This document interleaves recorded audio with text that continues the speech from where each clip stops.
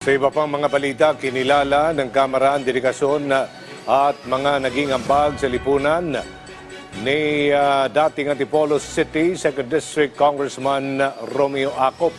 Sa isinagawang misa kaninang umaga, inalala ng Kongreso ang pagiging matapang at may panindigan ni Congressman Acop.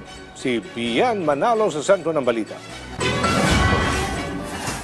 Representative Romeo Acop was one of a kind. He showed us that the foundation of an authentic service is a good name coupled with selfless motivation.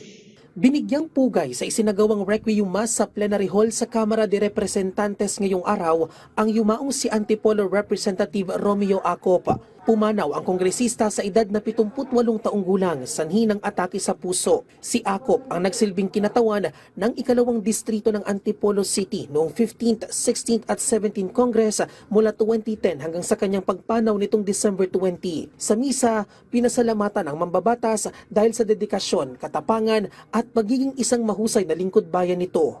Representative Acop, thank you for showing us that public service is a calling that we all receive from God and therefore must be lived out according to His will and guidance. Sa ginawang necrological service, sinariwa naman ng ilang kongresista ang magagandang alaala kasama si Congressman Acop.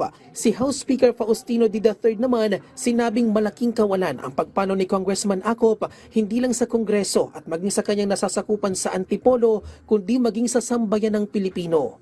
We feel this loss deeply, not just because we lost a colleague, but because we lost a friend, a brother, and a man who gave his whole heart to public service.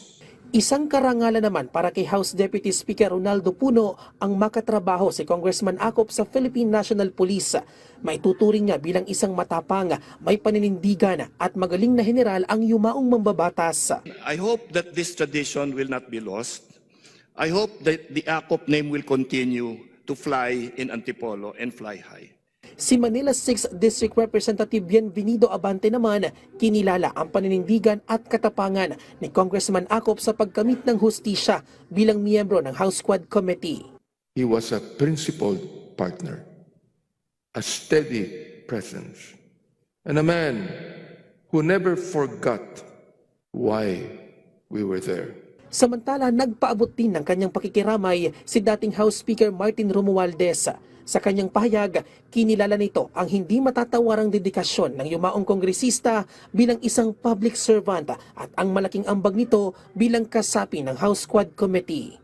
Bian Manalo para sa Pambansang TV sa Bagong Pilipinas.